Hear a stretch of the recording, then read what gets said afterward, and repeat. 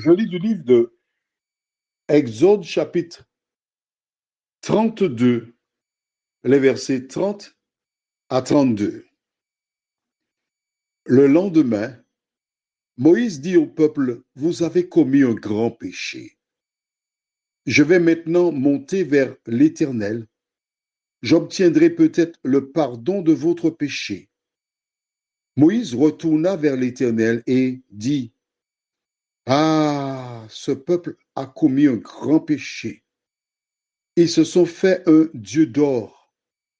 Pardonne maintenant leurs péchés, sinon efface-moi de ton livre que tu as écrit. » Notre thème, c'est efface-moi. Prions. Notre Seigneur et notre Dieu, combien nous te sommes reconnaissants pour l'opportunité que nous avons d'être en vie. Merci pour la connaissance de ta parole. Merci pour le sang de Jésus qui nous purifie de tout péché. Maintenant, Seigneur, alors que nous nous approchons de toi, que ton esprit nous éclaire, nous guide, nous dirige dans toute la vérité, nous t'en prions. Au nom de Jésus et pour ta gloire éternelle. Amen. Que s'est-il passé? Le peuple sorti d'Égypte se dirigeait vers la terre promise par Dieu.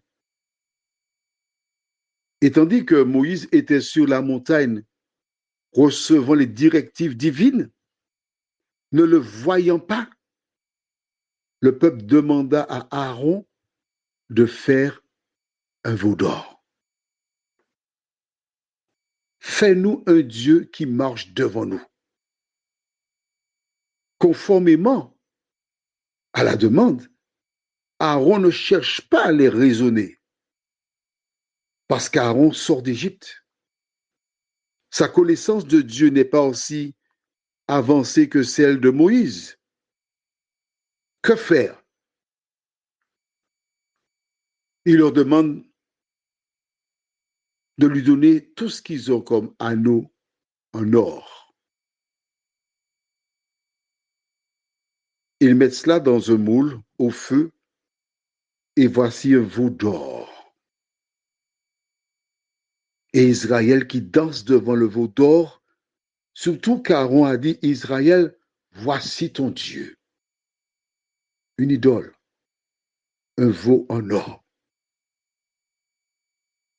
Cela irrita l'Éternel. Vois-tu, à plusieurs reprises, Dieu avait déjà dit, cette affaire d'idole-là, mettez ça de côté. Et quand tu liras l'Ancien Testament, tu verras qu'à plusieurs reprises, il y avait toujours des idoles, des idoles, des idoles. Pourquoi? Sais-tu pourquoi? Mais si, tu sais. À partir du moment où Dieu parle, à partir du moment où Dieu dit de ne pas faire quelque chose, l'ennemi incite les gens à faire le contraire de la parole de Dieu. Voilà pourquoi. Ève dans le jardin d'Éden, Dieu a dit de ne pas manger, l'ennemi a dit tu peux manger. Elle a mangé. Nous connaissons le résultat.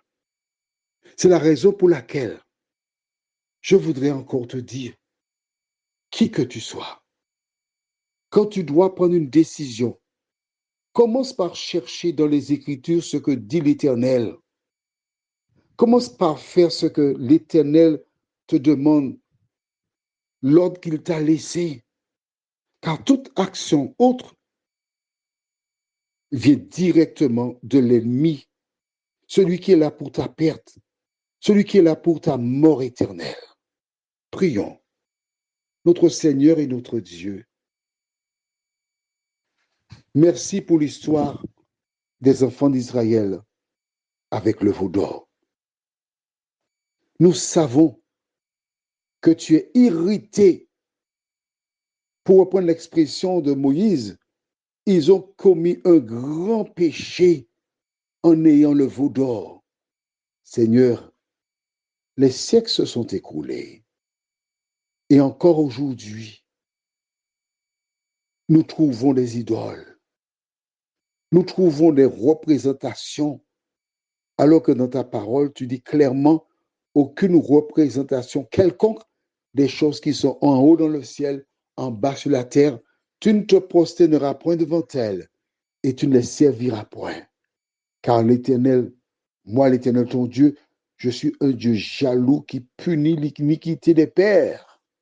Mais oui, alors Dieu ne punit pas l'iniquité des pères proprement dit, mais lorsque les enfants sont formatés, sont influencés par une éducation qui montre des pratiques, eh bien, les enfants souvent imitent ce qu'ils ont reçu. Seigneur, aide-nous à comprendre que notre seule sauvegarde, c'est de te demeurer fidèle, nous t'en prions, au nom de Jésus et pour ta gloire éternelle. Amen. Je te souhaite une bonne journée.